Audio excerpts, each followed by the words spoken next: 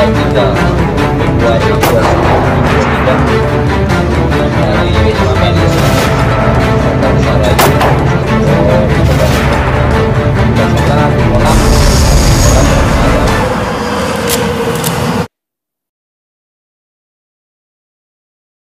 Rayu.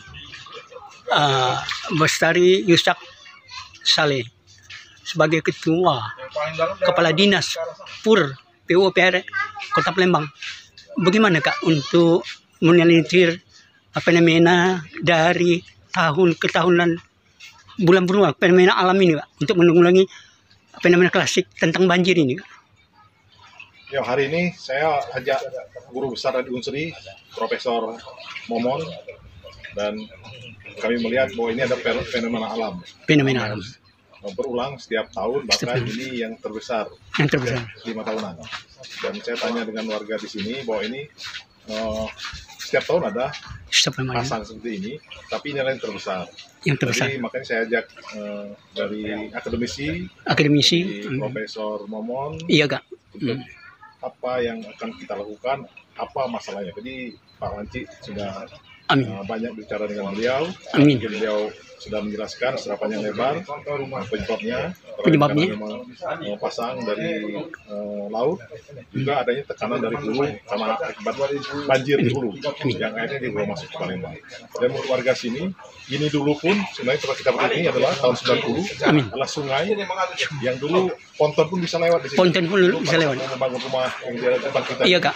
Ponton 50 ton bisa masuk sini. Bisa masuk sini. Untuk membawa material. Bawa material. Sungai itu sudah menjadi jalan setapak dan setapak. Nah, ini juga penyebabnya. Momon juga menyampaikan bahwa volume air itu tetap tidak bertambah, tapi karena ruangnya sudah hilang. Sehingga airnya menempati rumah pemukiman, jalan yang ada sudah tempat dari masyarakat, dia masuk ke sana. Jadi karena ulah kita semua. Itu tadi kami sudah koordinasi dengan ahlinya. Yang ini sebenarnya aktor sama ya. Masyarakat sama-sama bekerja kolaborasi dengan kita. Ini bukan karena kesalahan salah satu pihak, tapi adalah kesalahan kita semua lah. Iya. Menentang alam. Kita tidak bersahabat dengan alam. Mari kita perbaiki sama-sama, berkolaborasi dari pemerintah, akademisi pemerintah, swasta, juga masyarakat. Siap Pak. Kita kolaborasi sama-sama bersama-sama. Meminimalisir genangan ini, baik itu secara ketinggiannya, luasannya, waktu genangan. Mari kita minimalisir sama-sama. Amin. Bekerja sama-sama, kolaborasi.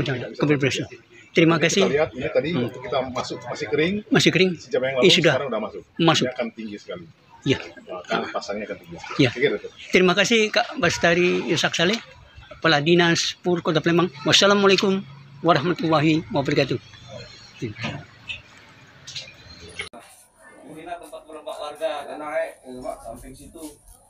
Lalu dia pasang itu. Kami ada kayak ini Kak. Sini. Ngomong terus. Dilakukan dengan pasir. Iya. Kedalaman 2 meter misalnya dilakukan dengan pasir, baru di atasnya dengan beton ya. Jadi tidak semuanya dengan tanah liat, sehingga ada ruang pori yang masih menyimpan air. Jadi itu ada juknis penimbunan yang harus dilakukan. Dan dari sekarang tentu rawa-rawa yang ada harus dipertahankan, tidak boleh ditimbun lagi. Dan juga sungai-sungai alam dipertahankan. Kalau memang memungkinkan untuk direlokasi, kita relokasi, lakukan pendekatan dengan warga, apakah mereka bisa ganti rugi atau lain sebagainya, sehingga misalnya warga yang menimbun di daerah bantaran sungai atau bahkan di sungai itu bisa kita pindahkan untuk nanti dibangun lagi sungai baru di daerah aliran tersebut. Jadi kita mungkin cari peta yang tahun 70-an yang mungkin masih tergambarkan sungai-sungai kecil. Nah, baru kita petakan, apakah di situ sudah menumbur warga. Nah, itu kita negosiasi. Dilakukan relokasi, ya, sehingga nanti kita bisa bangun sistem drainase yang baru. Jadi maksudnya Prof, bersinergi ya, stakeholder, pemangku kebijakan semuanya harus bahu-membahu. Amin. Tidak hanya beban semua pemerintah, kita harus ada bermitra baik dengan pelaku usaha. Ya, Palembang juga kan di sini ada pelaku-pelaku usaha yang banyak dari Pelaku-pelaku Pertamina, usaha, ya. Pusri, dan juga Amin. perhotelan, rumah sakit yang Iya, besar-besar. Kalau seandainya banjir kan semuanya pasti akan terganggu. Iya, Kerugian iya, itu satu hari fenomena banjir, klasik iya. dari tahun ke tahun. Nah, dari Minimal bisa diminimalisir, no? Ya, betul, Prof, nih? iya. Amin. Dan kemudian kolam retensi masih perlu banyak kita. Diperbanyak. Dari kebutuhan 135-an baru sekitar 60-an. 60-an. Jadi kita harus ditambah lagi, dan kita juga mengetuk hati para dermawan untuk bisa hibah rawa. Amin. Misalnya 1 lembar 1 juta, 1 meter persegi rawa 1 juta. 1 juta. Nanti berlomba mereka membeli rawa dengan sistem saham. Saham Subhanallah, itu luar biasa. amal jariah. Amin. Mungkin Subhanallah, saja Pak luar Haji biasa. Halim Prof. akan membeli 1000 saham, sehingga dia dapat 10 hektar tanah untuk dihibahkan menjadi rawanya Pak Haji Halim. Amin. Nah, ini sama saja dengan membangun masjid ya. Iya, Karena iya. ini akan menyimpan air berapa meter kubik. Meter Dan kubik. air ini akan sumber daripada kehidupan. Bukan hanya manusia, tapi seluruh makhluk hidup perlu air. Amin. Jadi namanya menabung air. Menabung Mari air. kita gerakan menabung air di Kota Palembang. Subhanallah. Iya. Dengan Bagus, gerakan-gerakan misalnya wakaf rawa. Iya. Ya, kalau sekarang tahunya wakaf tanah untuk masjid kan? Gimana sih? Sekarang wakaf rawa untuk kolam retensi. Ya. Kalau yang punya rawanya misalnya 1000 meter, boleh saja dibuat kolam. Ya, misalnya harga jual rawa itu Harga jual. 5 juta per meter. Dia hibahkan ke Pak Bastari, mungkin ya cukuplah 1 juta semeter. Amin. Sehingga 3 juta merupakan wakaf dari dia. Amin, amin. Nah, jadi ini ada model-model pendekatan seperti itu Pendekatan. yang harus kita sosialisasikan ke masyarakat. Saya kira perusahaan besar itu juga rawa kolam retensi Pusri mungkin di mana, kolam retensi Pertamina di mana, kolam retensi Novotel di mana. Seperti Yayasan Diba baru-baru ini sudah MOU.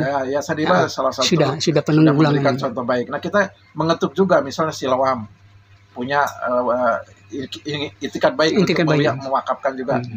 Dia tidak harus punya tanah, tapi dia membeli tanah. Membeli tanah. Membeli rawa di mana. Nah, Iya. dia nanti ada tulisannya, misalnya ada kolam retensi Caritas, kolam retensi Siloam, kolam retensi Rumah Sakit Siti Iya, Khadijah. ada distrik ada ya. Ada monumental Monumental. yang nanti anak cucu kita tahu. Iya. Ya begitu. Iya. Karena reklamasi rawa seperti Jakabaring itu sangat Jakabaring. baik contohnya kan. Karena rawa dibangun dengan sistem saluran drainasi dulu Iya. diperbaiki, dibuat dulu, dan juga ada kolam retensinya. Dan berapa tahun yang lalu, Dok, Ya. Prof, saya kuliah di ITNS Bandung sempat membaca koran Kompas mengatakan bahwa Jakabaring akan menjadi kota satelit, Nah. banyak menyerap tenaga yang banyak. Ya betul juga. Nah, Iya. berarti apa yang wacana atau yang disaksikan Prof memang benar, Pak. Jadi punya kesimpulan dengan proyek super canggih dan sebagainya, utilitas drainase jangan diabaikan, Betul. harus Iya. seimbang. Iya. Ya, Pak. Ya betul. Jadi drainase Kota Palembang itu sudah satu hal mutlak. Mutlak, Harus ada. mutlak. Iya. Semua developer dipersyaratkan bangun dulu drainase sebelum bangun rumah. Iya. Jadi itu juga harus menjadi suatu perda di Kota Palembang. Perda. Terima kasih, Prof. Kami dari Media Global News yang mewakili para jurnalis Sumatera Selatan dan Zona mengucapkan terima kasih. Wassalamualaikum warahmatullahi wabarakatuh. Waalaikumsalam warahmatullahi wabarakatuh. Tuh, masuk tuh mulai. Ya, ini. Iya, sudah masuk.